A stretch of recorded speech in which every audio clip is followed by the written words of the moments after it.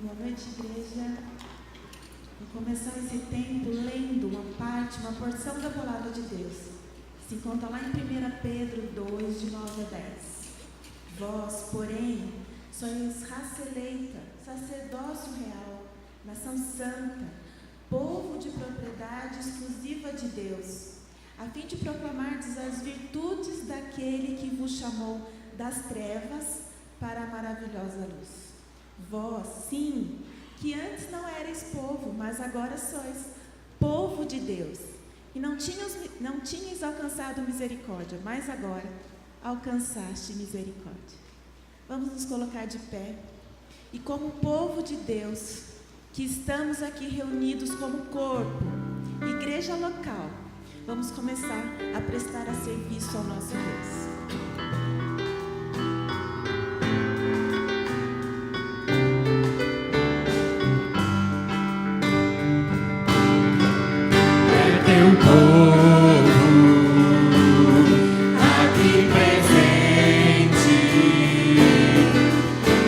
Todos numa só voz, declarando que só Tu és grande.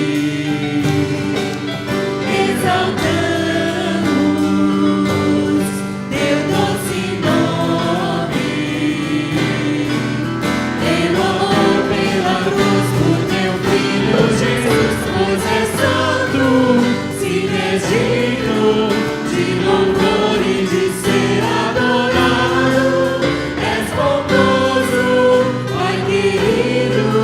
Entre todas as coisas, Tu és verdadeiro, Senhor.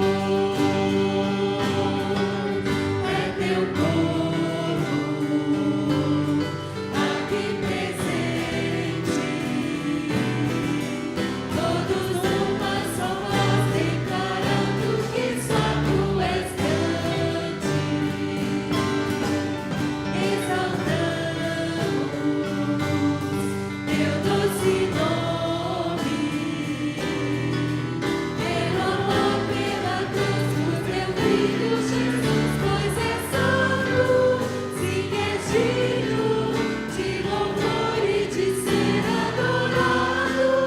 És bondoso, Pai querido, entre todas as coisas Tu és verdadeiro, Senhor. Pois és santo, sim és digno de louvor e de ser adorado. És bondoso, Pai querido, entre todas as coisas Tu és verdadeiro, Senhor.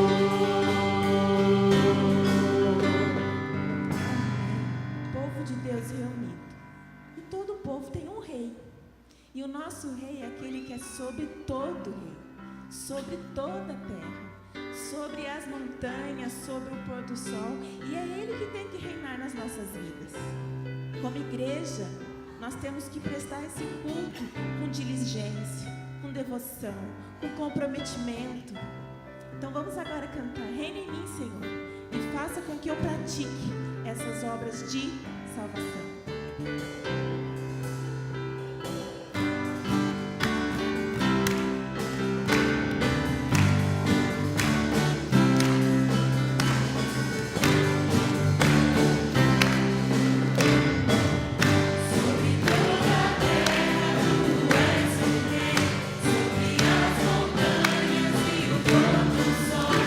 Uma coisa só, é desejo é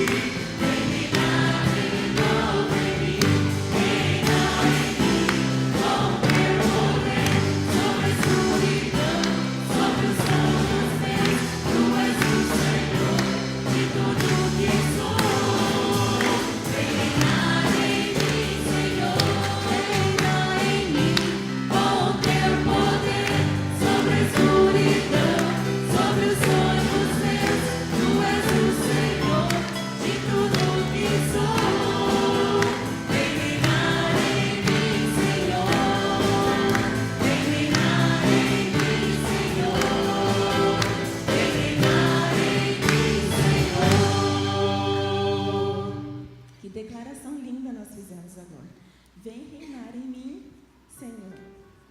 O nosso Deus tem o poder de ver a nossa essência. E Ele não tem só o poder, mas Ele assim o faz. Ele olha para nós num todo. E será que quando Ele olha para nós, Ele vê um corpo presente ou um coração ardente em servi-lo? Aqui na igreja agora, como ministério, como parte do início da nossa semana.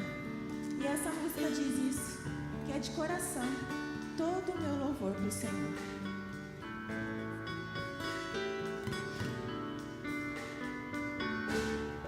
Como descrever,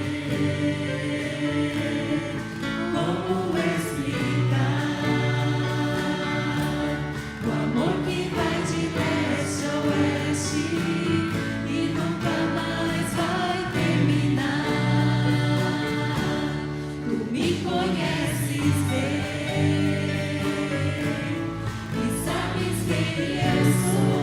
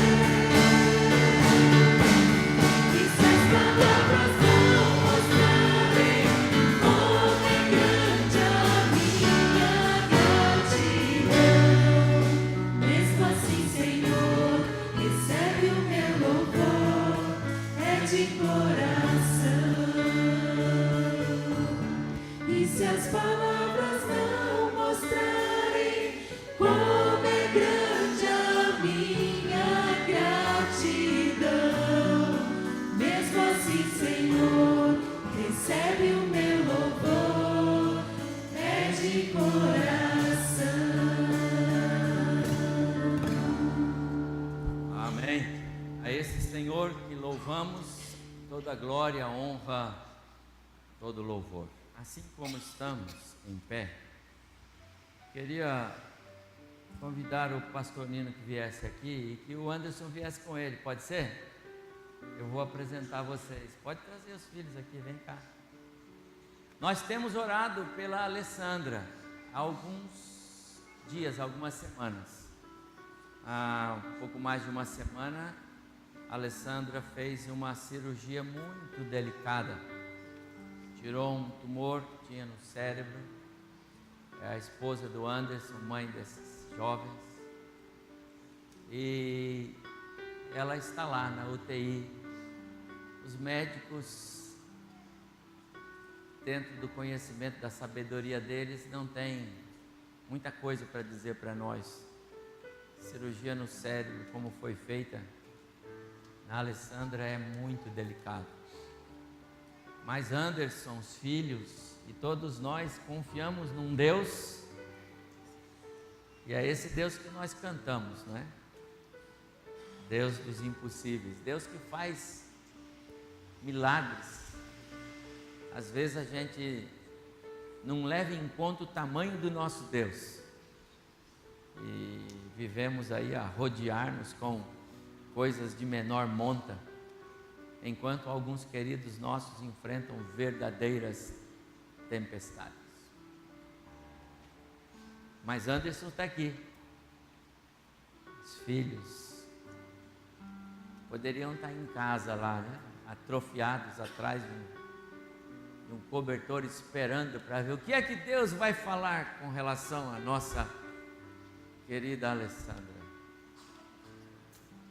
Mas eles vieram aqui para adorar o Senhor. Eu sei que fazem isso regularmente.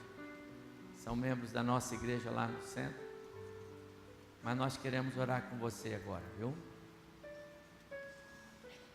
E essa fé que você tem possa irradiar no nosso coração essa esperança e essa convicção de que Deus jamais nos desaponta.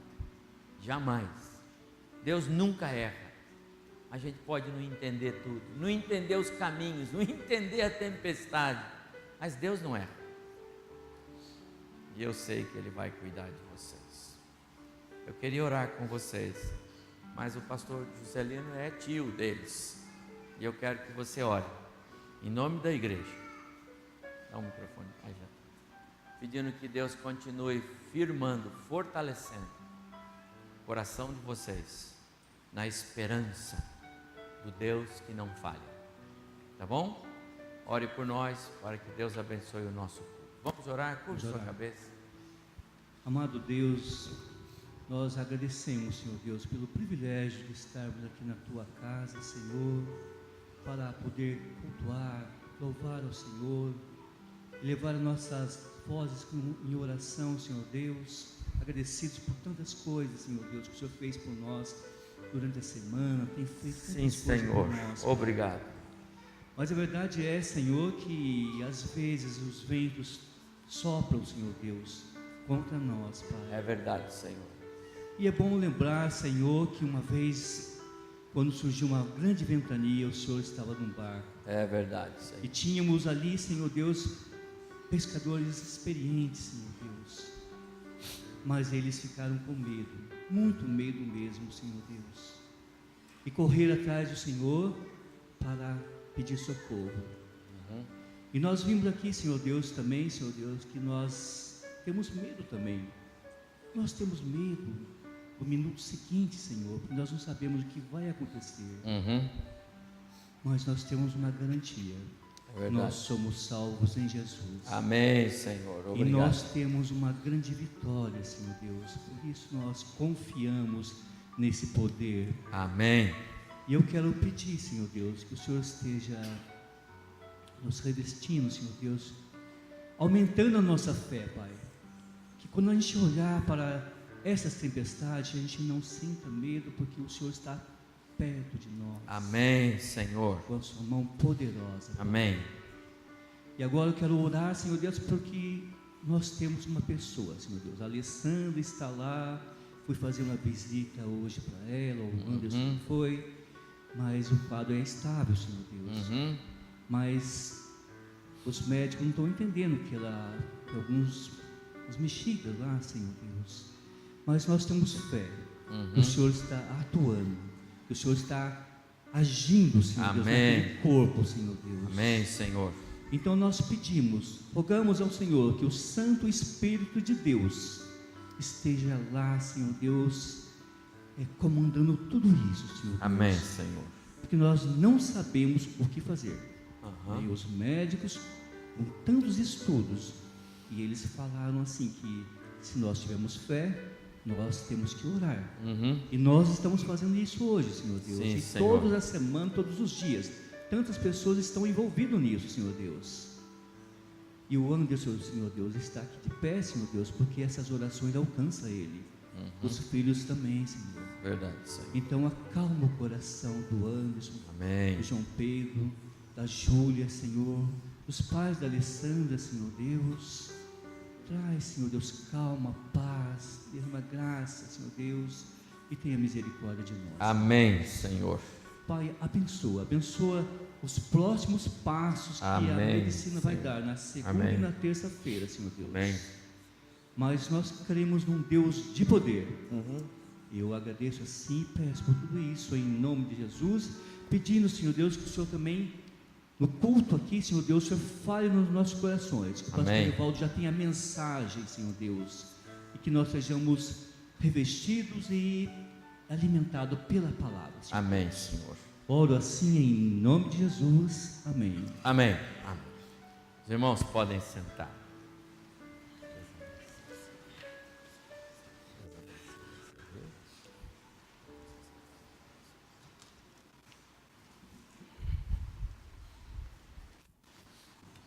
Aproveitando só esse momento introdutório aqui, lembrando que após o culto, todos os papais aí, cujos filhos vão no acampamento daqui a 2 semanas, então, daqui a 2 semanas nós temos acampamento do Ministério da Infância, certo?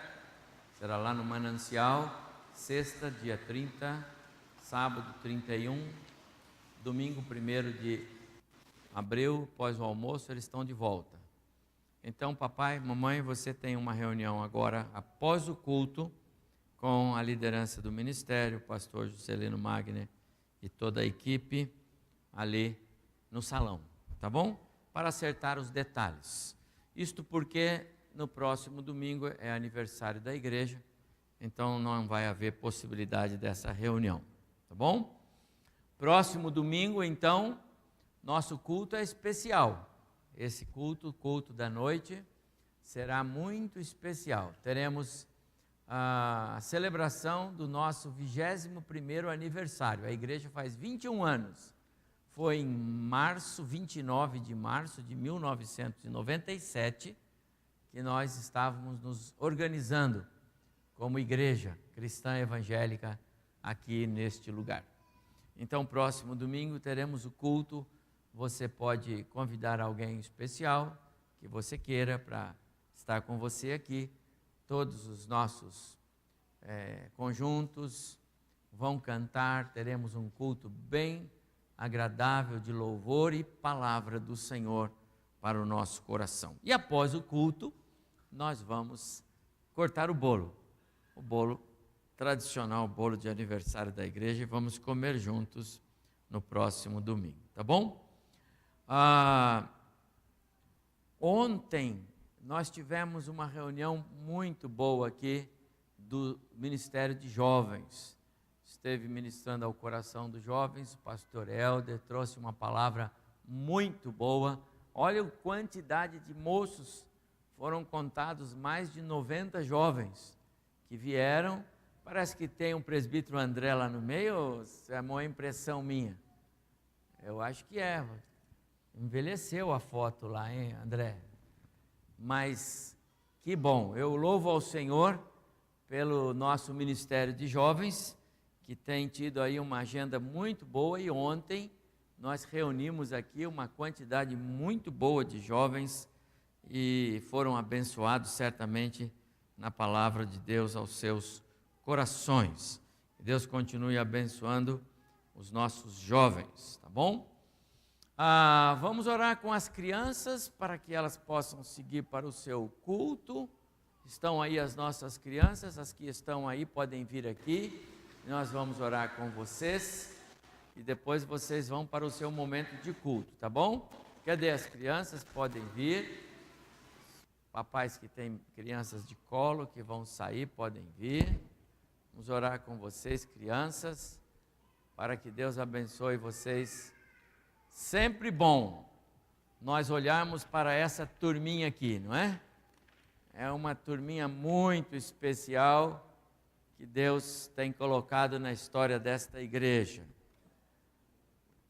E nós somos gratos por essa turminha aqui. Presbítero Daniel, vem aqui o senhor. Pegue um microfone.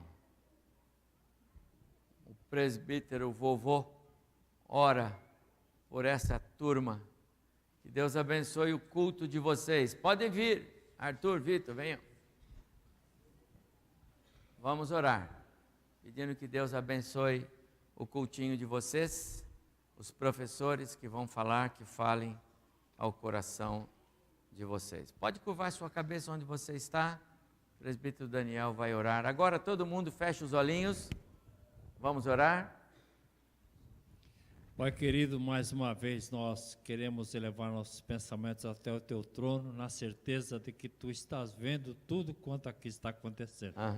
Nós Te louvamos, Senhor, pela bênção de poder ver as crianças crescendo nos Teus santos, justos e retos caminhos. Amém. Nós Senhor. Te agradecemos, Senhor, pela disposição desta igreja de buscar ensinar as crianças no Teu caminho, na Tua palavra. Amém. E agora, Deus, quando elas se preparam para mais uma vez ouvir mais uma porção da Tua palavra, que o Teu Santo Espírito tenha total liberdade, tenha ação na vida dos professores, Amém. do Teu servo, pastor Nino, e também, Senhor, na vida de cada criança. Amém. Da mesma forma, rogamos pelo culto, a Tua unção, direção e bênção. Amém. No nome do Senhor Jesus. Amém. Amém. Amém. Muito obrigado.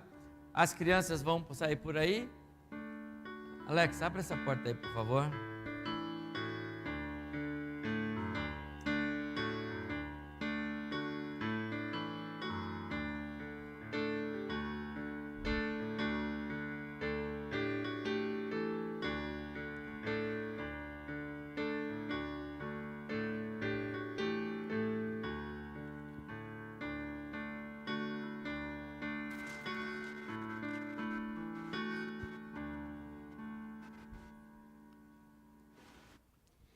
Nós convidamos os irmãos para fazer dessa canção uma oração junto conosco.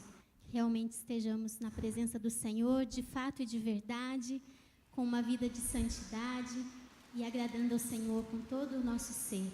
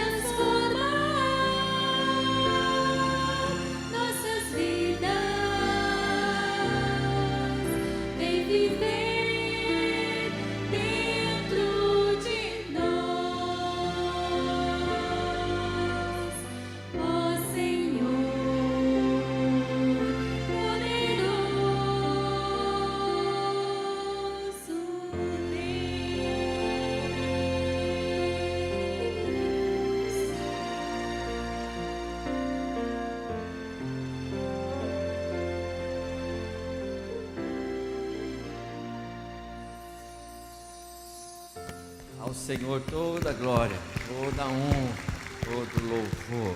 Que a mensagem cantada alcance mesmo o nosso coração. É a esse Deus que nós dirigimos a nossa oração. E agora queremos ouvir a voz desse Deus. Eu quero convidar você, conforme anunciei pela manhã, a abrir a sua Bíblia em Atos capítulo 20. Atos dos Apóstolos capítulo 20. Eu já usei esse texto pela manhã e vou mais uma vez fazer uso dele agora à noite. Capítulo 20, verso 7 até o verso 12. Poucos versos para a nossa reflexão nesta hora. Atos 20, versos 7 a 12. Escreveu Lucas: no primeiro dia da semana, estando nós reunidos com o fim de partir o pão, Paulo, que devia seguir viagem no dia imediato, exortava-os e prolongou o discurso, o sermão, até a meia-noite. Havia muitas lâmpadas no cenáculo onde estávamos reunidos. Um jovem chamado Eutico, que estava sentado numa janela, adormecendo profundamente durante o prolongado discurso de Paulo, vencido pelo sono, caiu do terceiro andar abaixo e foi levantado morto. Descendo, porém, Paulo inclinou-se sobre ele e, abraçando-o, disse: não vos perturbeis, que a vida nele está. Subindo de novo, partiu o pão e comeu, e ainda lhes falou largamente até ao romper da alva, até pela manhã, e assim partiu. Então conduziram vivo o rapaz e sentiram-se grandemente confortados. Que o Senhor nos abençoe na reflexão que vamos fazer nesta porção agora. Vez por outra eu gosto de pegar este livro que está aí, Tipos de Crentes. Exatamente assim, o livro está aqui na minha mão.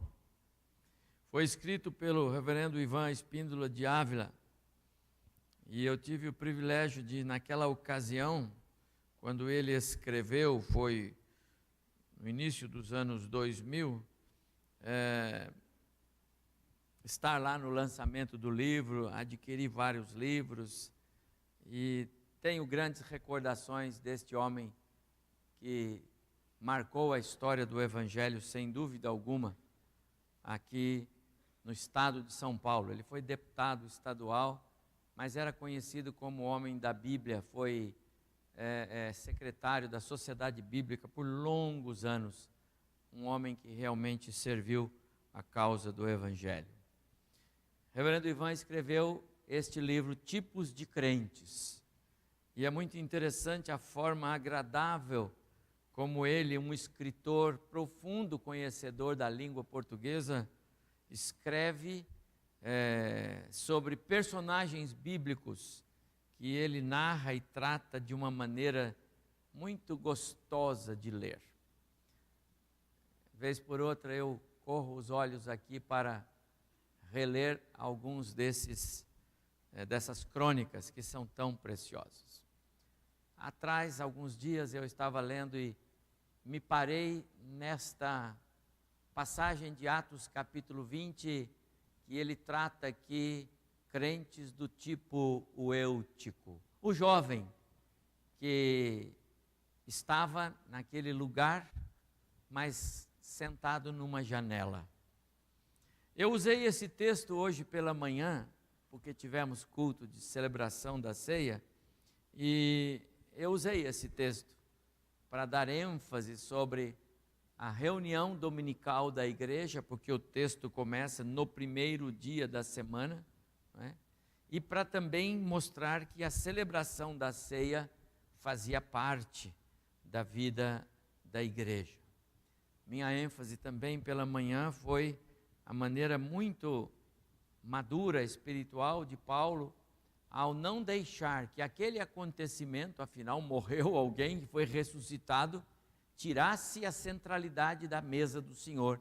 Ele continuou e celebrou a ceia com aquele grupo de cristãos naquela ocasião. E eu disse, esse texto tem mais. À noite eu quero voltar ao texto, mas agora explorando uma parte que, de modo geral, os pastores, pregadores da palavra gostam muito de pensar, que é o fato de que este jovem estava num lugar não adequado. Não se participa do culto da janela, participa do culto sentados nos bancos como os irmãos estão. E quero pensar nisto. Mas eu quero introduzir com uma frase que está no livro e é do reverendo Ivan. Nas páginas da Bíblia, a presença do jovem Eutico é das mais rápidas. Apenas 3 breves versículos de Atos dos Apóstolos, capítulo 20, traçam a biografia de um jovem que integra a crônica da passagem de Paulo por Troade, já no finalzinho da sua 3ª viagem missionária. Eu disse que essa passagem foi breve, mas não sem grande valor. Foi uma passagem breve, mas de grande valor. Primeiro, porque ele trata da celebração da ceia do Senhor como uma ordenança. E lá estava a igreja no 1º século, aqui provavelmente no início da segunda metade do 1º século, anos 50 e poucos, 60 talvez por ali, mas a igreja observando fielmente 2 princípios. O primeiro, a reunião dominical, e segundo, a celebração da ceia do Senhor. O que fazemos hoje, nos reunindo aqui domingo após domingo, o que fazemos hoje celebrando a ceia do Senhor, como é costume desta igreja, todo 1º domingo do mês no culto à noite, todo 3º domingo no culto pela manhã, é princípio bíblico, é ordenança do Senhor Jesus, e o texto nos faz referência a isso. Outra observação importante desse texto é que acontece aqui um fato que lá atrás, narrado nos 2 livros de Reis, 1º Reis e 2º Reis, nós temos 2 fatos semelhantes. No caso do 1º livro de Reis, é a morte do filho da viúva de Sarepta, e Elias, ele se põe em cima do jovem e ora incessantemente, e Deus ressuscita aquele jovem.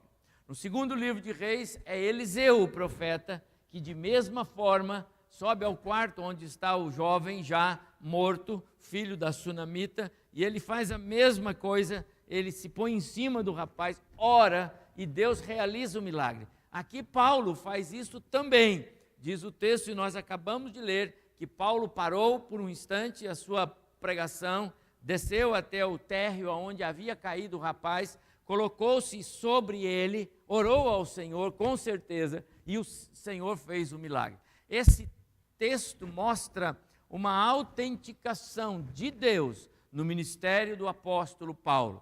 Paulo está inserido entre aqueles que Deus está autenticando, usando na sua obra, no seu trabalho. O texto mostra isso. Uma terceira ênfase nesses poucos versos é aquela discreta atitude de Paulo que mostra muita maturidade e uma compreensão tremenda da importância daquele momento de culto. A ceia do Senhor estava sendo celebrada. Havia algo muito precioso naquele momento, na história daquela igreja. E não seria o fato de um rapaz que morreu e ressuscitou que agora vamos parar aqui a celebração, agora vamos ficar com a atenção voltada para ele. Paulo vai assinar alguns autógrafos e Paulo vai dar alguns testemunhos especiais de como foi feita aquela ressurreição. Não, o texto é muito claro. Paulo desceu ao térreo, pôs-se sobre o rapaz, orou para que Deus lhe recobrasse a vida. Uma vez recobrado, Paulo disse: fiquem calmos, ele já está com vida. E volta Paulo, toma a palavra e continua expondo a palavra, celebrando a ceia do Senhor. E diz o texto: e foi até a meia-noite. Muito relevante esta maneira madura, espiritual, como Paulo tratou esse episódio sem prejuízo para o culto. Eu digo isso, amados irmãos, porque há tantos cultos por aí sendo prejudicados por coisas que estão fora, por histerias, por oba-oba, os cultos são prejudicados pelo espetáculo, pelas coisas que se querem trazer para dentro do culto, para dentro do ambiente do culto. Paulo nos ensina que culto é culto, adoração é adoração. O Senhor é um Deus santo, um Deus que faz questão de ser Ele o centro da adoração e não as coisas que acontecem ao redor.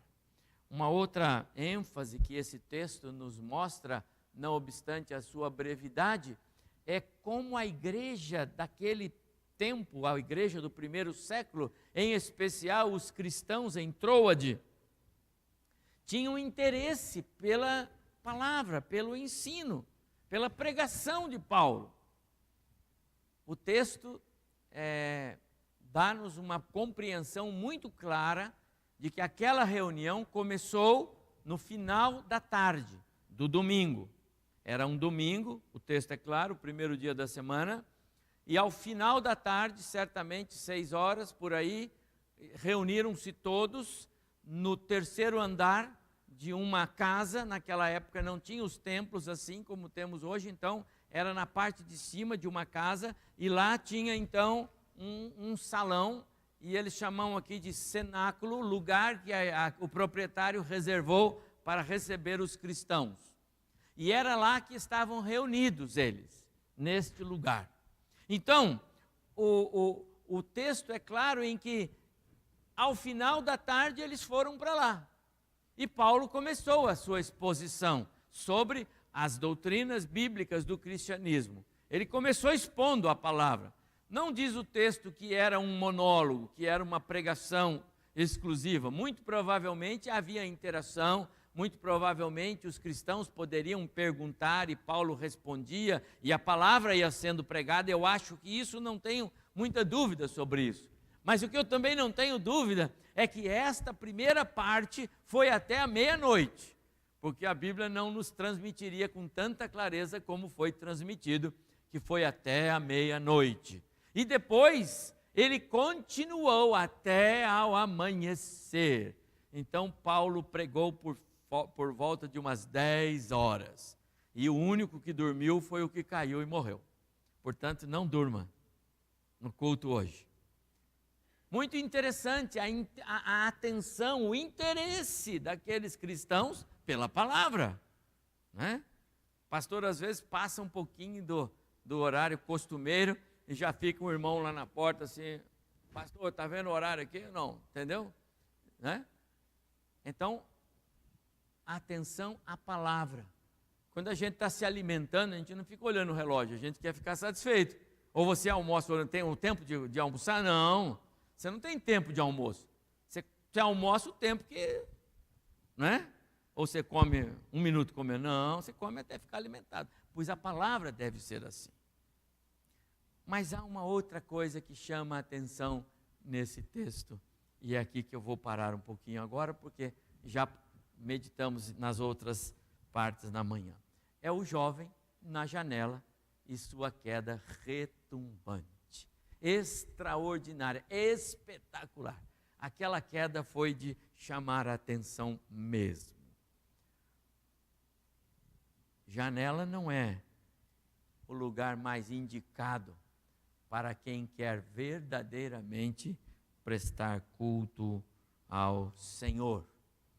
E aqui eu quero parar um pouco para pensar o que foi que aconteceu com este jovem e que lições a gente pode tirar desse assunto.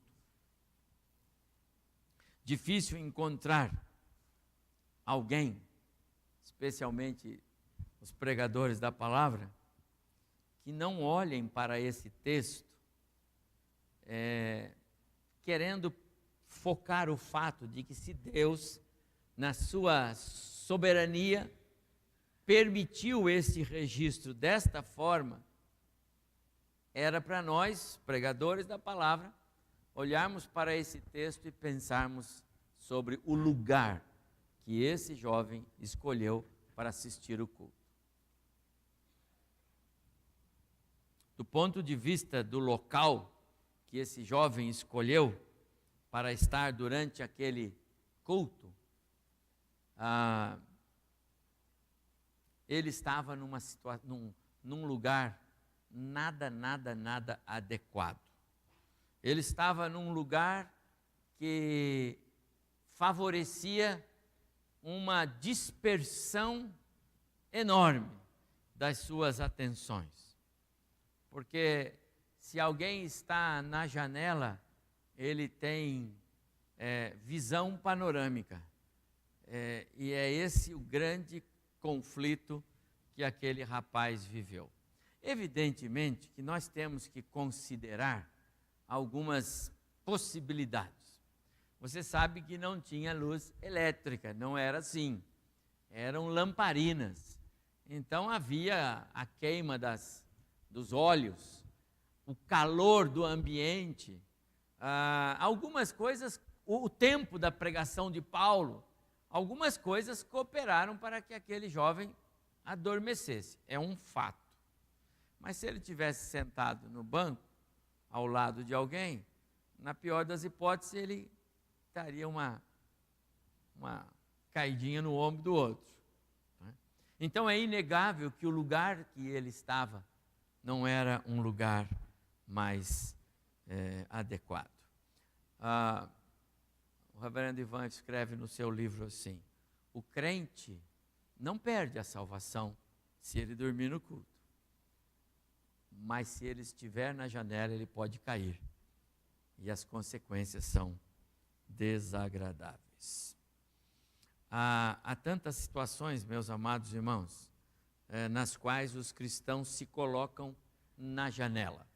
Não literalmente, até porque num templo como o nosso aqui não dá muito para alguém sentar em janela, não é? Mas você pode estar sentado na janela onde você está. E é isso que eu quero tentar traduzir nesta noite na nossa reflexão. Há muitas maneiras e situações de nos colocarmos na janela. Colocar-se na janela, de modo geral, é não demonstrar interesse pelo que está acontecendo dentro da igreja. Quem quer participar do culto, senta nos bancos, de frente para o pregador, de frente para os que cantam, de frente para os que estão ministrando e querem interagir. Eu quero participar.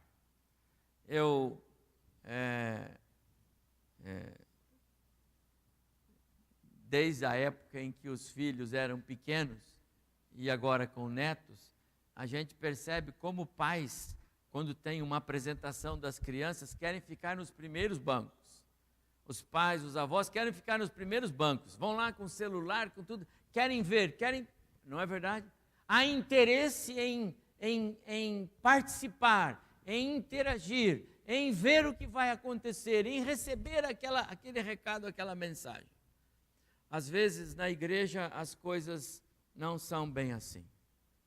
Os cristãos vêm para a igreja, mas estão sentados na janela.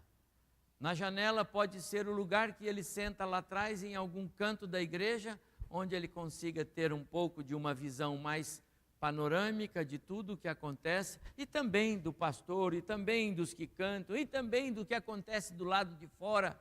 É mais ou menos o que eu coloquei ali. Colocar-se na janela é distrair-se com os acontecimentos ao redor.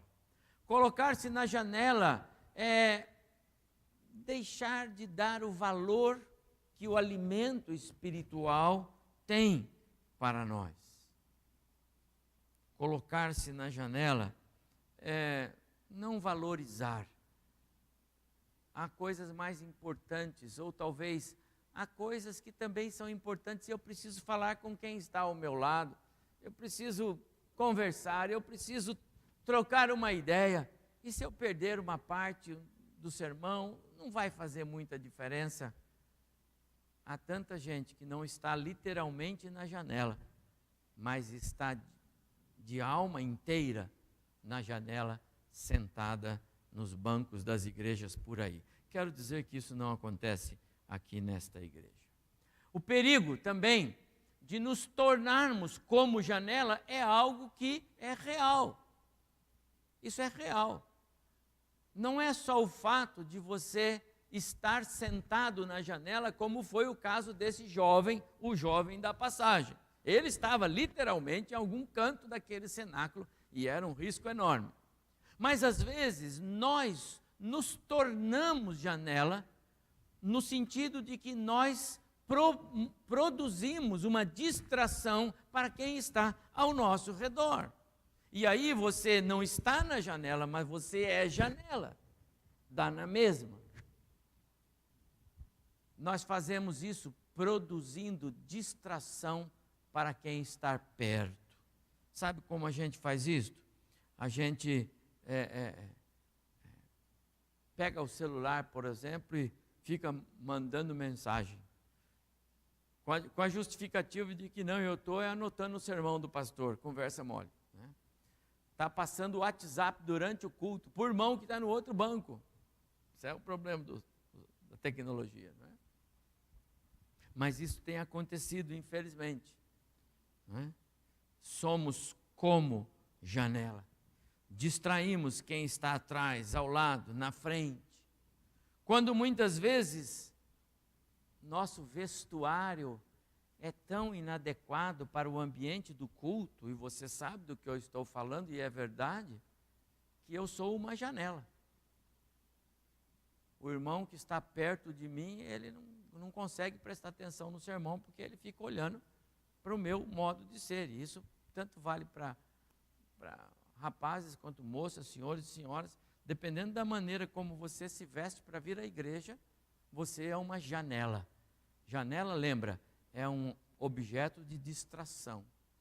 Infelizmente isso acontece? Isso acontece. Falta-nos observar. Eu estou indo para a igreja, eu estou indo para adorar o Senhor, eu estou indo para prestar culto com meus irmãos. E às vezes nós não prestamos atenção nisso. Também nós às vezes nos tornamos janela porque nós agimos com tal indiferença durante o culto que quem está ao nosso lado ou atrás, ele não é possível. Ele perde o culto. E eu pus aí até uma outra coisa, que até o pregador fica desconcentrado. E eu pensava que isso acontecia só comigo.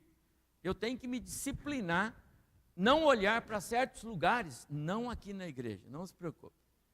Porque se eu olhar ali, eu perco a concentração. Então, e eu pensava que isso era comigo. E um dia, escutando uma aula do professor, ele falou sobre isso. Ele falou, como eu me desconcentro, você não para aí. Eu falei, caramba, eu pensei que isso acontecia comigo. Então, às vezes nós somos janelas, não só para quem está perto, mas para quem está expondo a palavra. Eu sei que a maioria de vocês tem experiência com ministração. São professores, alguns até de escola dominical. Preste atenção nisso, professor de escola dominical, para ver se você não está aqui dentro. Nenhum professor de escola dominical que senta-se à roda com seus alunos, gosta, enquanto ele está ministrando, que os alunos estejam lá fazendo outra coisa. Ou gostam? Não. Então o pastor, o pregador, e quem canta e quem dá testemunho, é da mesma forma. Às vezes nós somos janelas. Não é que nós estamos na janela, nós nos comportamos como se fôssemos uma janela. E os prejuízos são incalculáveis. Às vezes a igreja e quem está no nosso culto acaba pagando o preço da minha postura de ser janela. Eu gostei muito de reler este livrinho do reverendo Ivan, e tenho que dizer que, mais uma vez, ele, homem de Deus, quando escreve sobre esse Eutico em particular. E crentes na janela são crentes cuja percepção espiritual está prejudicada. Sempre que você tiver alguém perto de você e você percebe essa pessoa está fora do foco, ela não está aqui. Você percebe pela postura, pela conversa, pela desconcentração, você sabe, essa pessoa está espiritualmente desfocada, prejudicada, porque ela está na janela. Isso aconteceu com aquele moço, o moço da passagem, o Eutico. Ele estava no culto. Ele, de certa forma, era um daqueles que participava daquele momento. Mas ele se desconcentrava entre o que Paulo falava e entre o que acontecia do lado de fora. E às vezes ele dava uma olhada para cá, uma olhada para lá. E aí as palavras de Paulo já começavam a não fazer sentido para ele. E aí ele começou a ter a sua mente meio entorpecida, adormecida, e ele nem percebeu que o ambiente estava ficando carregado, porque se ele percebesse, ele se mudava, ele saía, mas ele não percebeu, perdeu o foco, perdeu a concentração, voltou para casa só com o milagre da ressurreição, mais nada. Crentes na janela perdem a percepção espiritual. Suas percepções espirituais estão prejudicadas. Perdeu o foco, desconcentrou-se, não sabe o que está fazendo ali. Outra coisa é que crentes na janela, eles têm interesses divididos. Sua atenção está dividida entre o que acontece dentro e o que está do lado de fora. Crentes na janela são aqueles que usam os momentos de culto da igreja, as reuniões da igreja, mas mais para estabelecerem contatos sociais entre irmãos.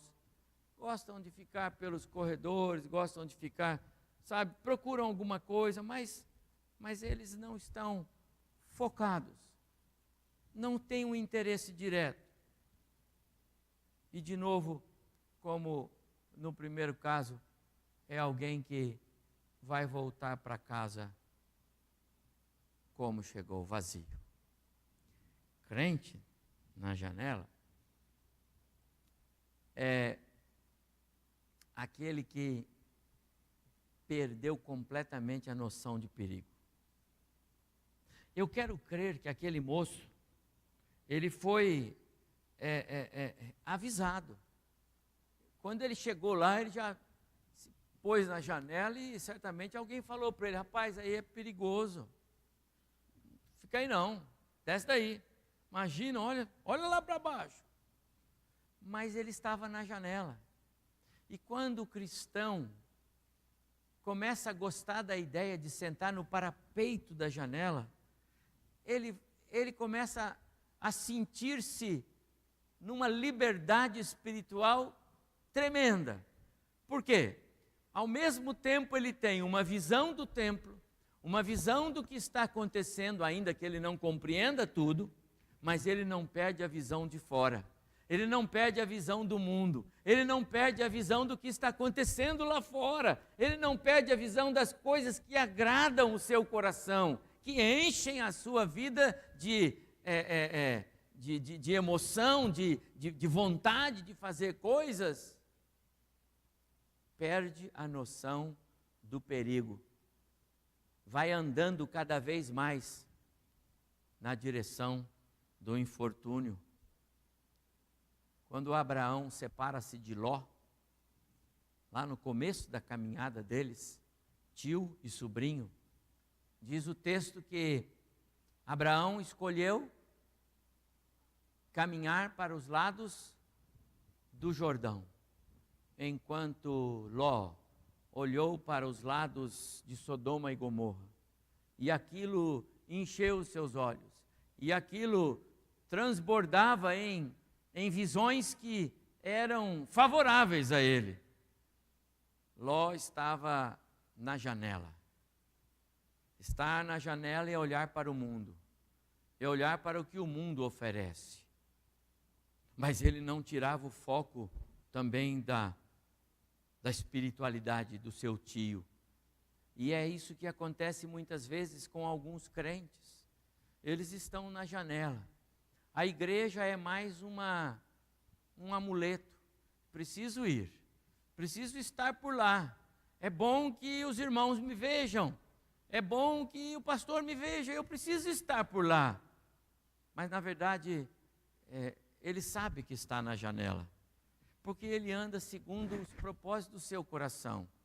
Ele vem, ele ouve, ele sabe qual é o caminho certo, mas ele continua caminhando por sua própria decisão, vontades, desejos, algumas vezes até teimosias do coração. Não é nem tanto desejo, é teimosia, é orgulho, é a soberba. Crentes na janela perdem a noção do perigo. Não fazem ideia das consequências de continuar neste caminho, ou de permanecer onde estão, na janela. É tão perigoso, porque a queda é funesta, a queda é retumbante. Mas há também o fato de que crentes na janela têm que considerar que a queda é iminente. Não dá para saber a hora que vai cair, mas vai cair. E é rápido. Porque não se equilibra dormindo num parapeito de uma janela. Não se tem segurança ali naquele lugar. E a hora que o sono vier, bluf, quando você perceber, já era. E se não tiver o Paulo lá, a queda é iminente. Amados irmãos, tem tantas pessoas por aí que nós temos visto tombando dos parapeitos de janelas na vida de suas igrejas. Pessoas amadas, pessoas queridas, pessoas que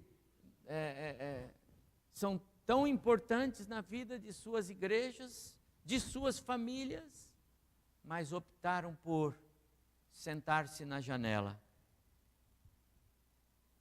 Nas suas igrejas, no serviço para o Senhor, eles são como dizia um colega de trabalho que eu tinha nos meus 25 anos na Embraer.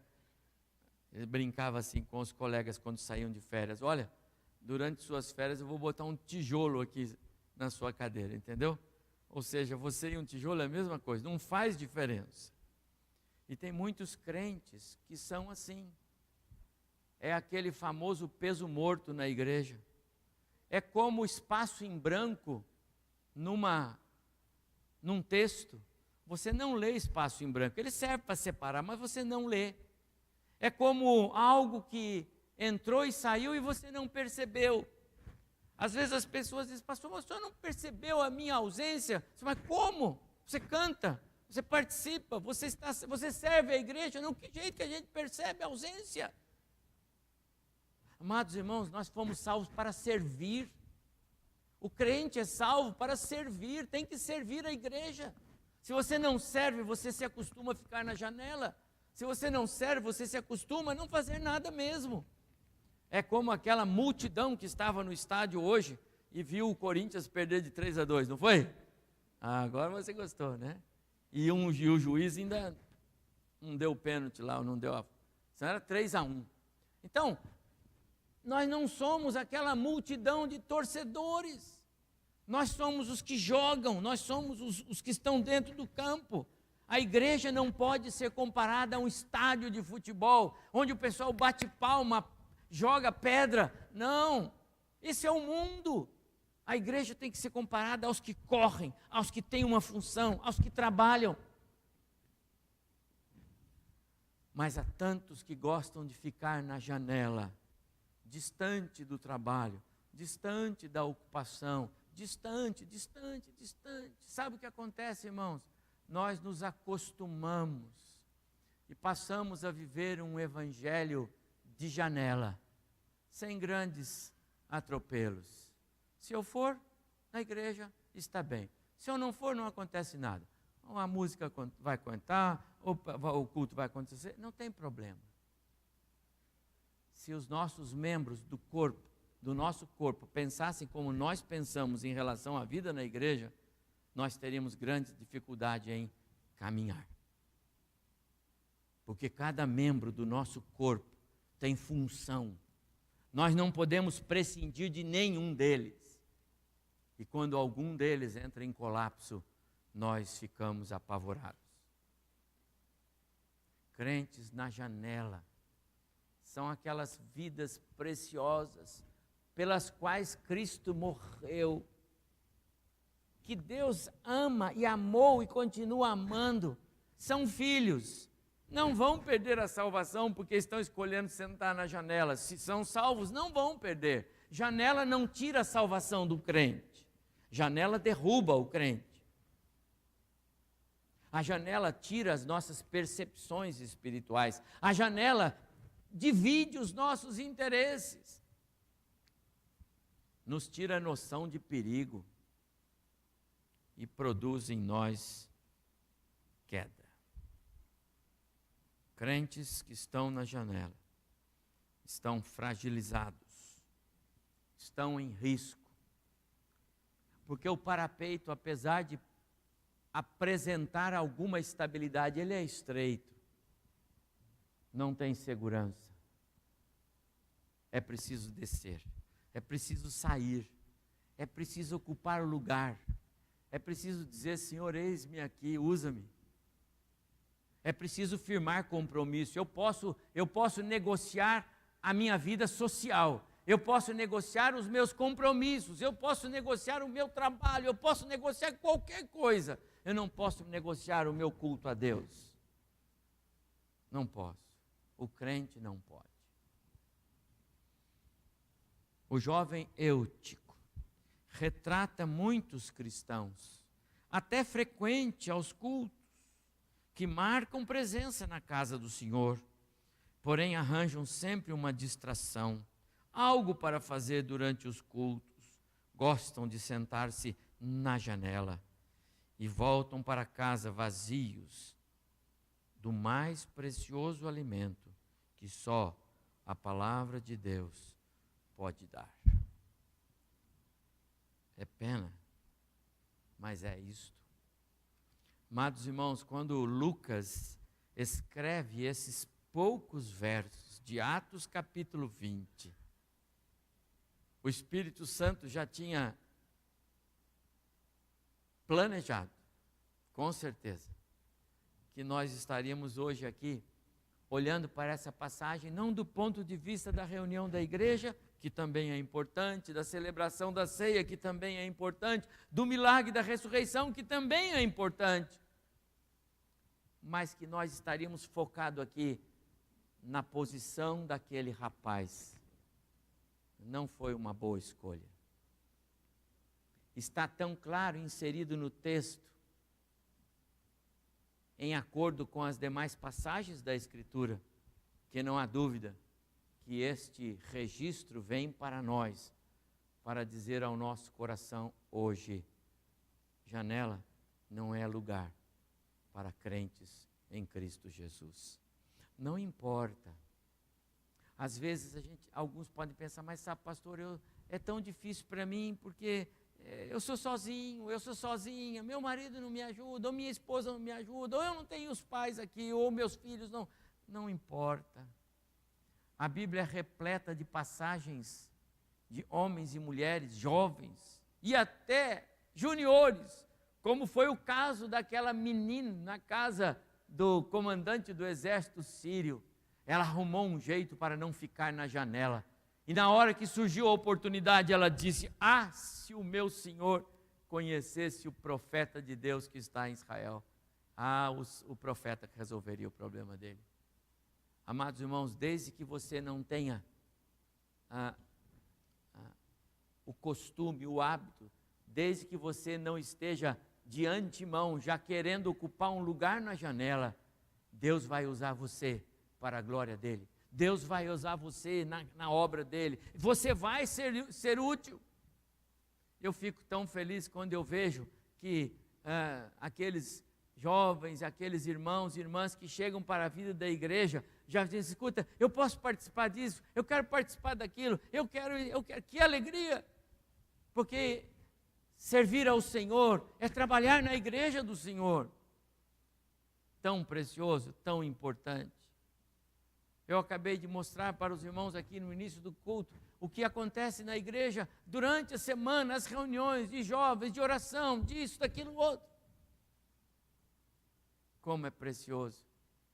Você pode, meu prezado irmão, ocupar um lugar muito especial na casa do Senhor, e esse não é a janela. Você pode ter um lugar muito precioso para servir o seu Deus, mas não é a janela. Termina um comentário que o escritor reverendo Ivan faz. Ele disse: nos dias de hoje, o santuário de Deus é frequentado por muitos eúticos modernos. Ficam por aí, nos parapeitos das janelas, nos arredores da igreja, sempre ocupados com alguma tarefa, mas que não edificam nem a eles próprios e nem os que os rodeiam. Que não sejamos nós eúticos modernos. Pelo contrário, que nós tenhamos uma postura de servos, de verdadeiros adoradores. Senhor, eis-me aqui.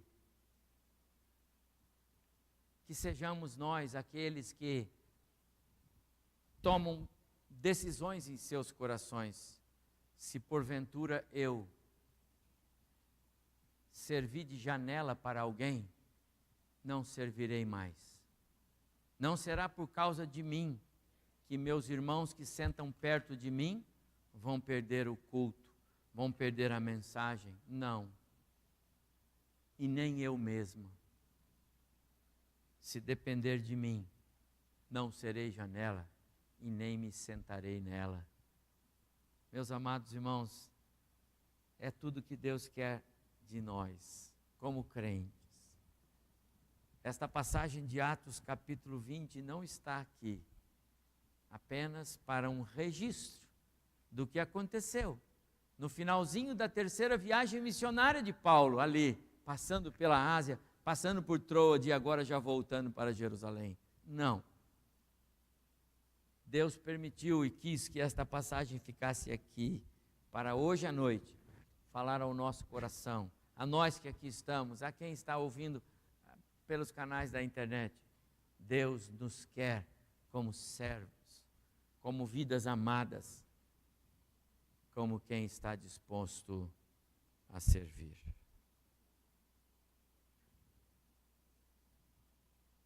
Que lugar você está ocupando na igreja de Jesus? Onde você tem sentado na igreja de Jesus? Eu não me refiro aqui ao ambiente do nosso templo, não me refiro aqui ao espaço do nosso cenáculo. Eu pergunto no corpo de Cristo. Nós somos a igreja de Jesus, pertencemos ao corpo de Cristo. Somos membros da igreja invisível que só Deus vê, e nós estamos nesse bolo de salvos, se é que Cristo já realizou a obra de salvação em nós. Que lugar nós estamos? o jovem Eutico estava na janela. A minha oração é que nenhum de nós nem pensar de querer estar na janela e nem pensar de querer ser janela. Ao Senhor nosso Deus, glória, honra, louvor. A Ele gratidão por uma passagem tão simples, mas que fala tanto ao nosso coração. Que voltemos para as nossas casas alimentados e desejosos e querendo falar com Deus: Senhor, me perdoa se eu tenho estado na janela, mas eu não quero estar mais. Me perdoa se eu tenho falhado e se tenho sido janela para outros, não quero ser mais. Ao Senhor toda a glória, toda a honra e todo louvor. Você pode orar, curve sua cabeça e você pode orar. Como eu disse, eu tenho grande alegria nesta igreja, porque Deus tem nos dado vidas preciosas, mas eu não conheço o coração de todos. E talvez você queira dizer para Deus: Senhor, me perdoa, porque eu tenho agido errado muitas vezes e tenho me postado como janela. Perdoa-me, Senhor. Fale com Deus, mas fale de verdade. Se você entendeu a mensagem do Senhor, fale com Ele. É só você e Ele. Também diga para Ele: Senhor, eu tenho sentado na janela, mas eu entendi bem que o Senhor falou comigo hoje. Janela não é um bom lugar. Fale com Deus. Ele pode abençoar o seu coração. O hino que vamos cantar diz que Deus perscruta todo o nosso ser. Eu não consigo conhecer o coração de vocês, e nem vocês o meu. Não dá para saber o que pensamos. Não dá para saber se estamos pensando de fato, de verdade: Deus, tem misericórdia de mim, eu tenho falhado tanto. Mas Deus conhece o seu coração, e você sabe disso. Você sabe que Ele conhece cada pensamento, nem chegou nos seus lábios, e Deus já sabe.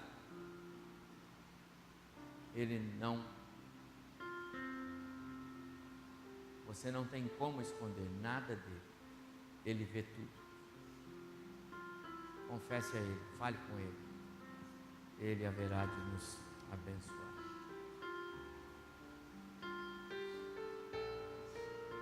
Vamos cantar juntos, assim como nós estamos.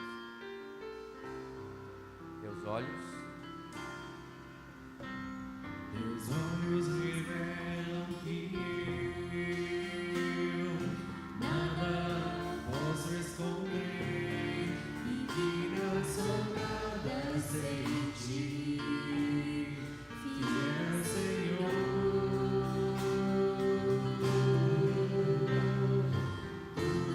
Tu sabes de mim quando sondas meu coração.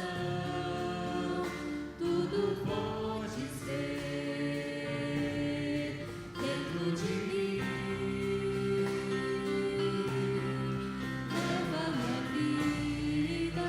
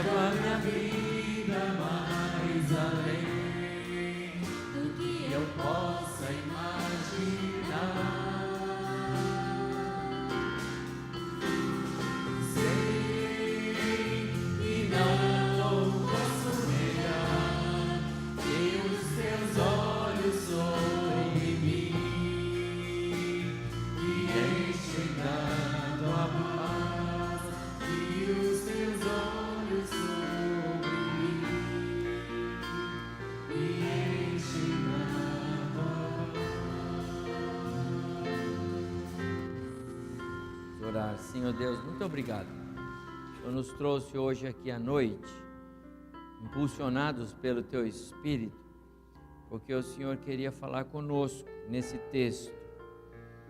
Muito obrigado, ó Deus, pelas lições tão preciosas. Mas nos ajuda, Senhor. Nos ajuda a sermos servos úteis. Nos ajuda, Senhor, a sermos agradáveis ao Senhor, a prestarmos culto real, verdadeiro, sincero, que agrada o Teu coração e que retorna em bênçãos espirituais para nós e para os nossos e para a nossa igreja. Ó Deus, corrige-nos, dá-nos, ó Deus, a direção certa, segura, para que o nosso caminhar, o nosso modo de ser, sejam de fato agradáveis ao Senhor. Muito obrigado. Muito obrigado pela preciosidade da Tua palavra hoje em nossos corações. E não nos deixe sair daqui do modo como entramos, mas que estejamos saindo daqui de certa forma impactados pela Tua palavra e com decisões firmes no coração de caminharmos perto do Senhor. Oramos assim, firmados na vida, na obra, no ministério, no sacrifício de Cristo Jesus, o nosso Salvador. Amém. Muito bem. Antes de terminarmos o nosso culto, o presbítero Zé Carlos, vem aqui, a gente vai. Finalmente, depois de alguns meses, talvez até ano de atraso, nós estamos começando nesta semana a uma sequência de serviços que estavam programados pela mesa administrativa da igreja. Esta casa, ela não era para estar mais aqui era estacionamento, foi comprado com este fim. Essa casa tem uma série de defeitos e nós remendamos para ficar aí, mas esta semana ela vai começar a deixar o espaço vazio. Igualmente,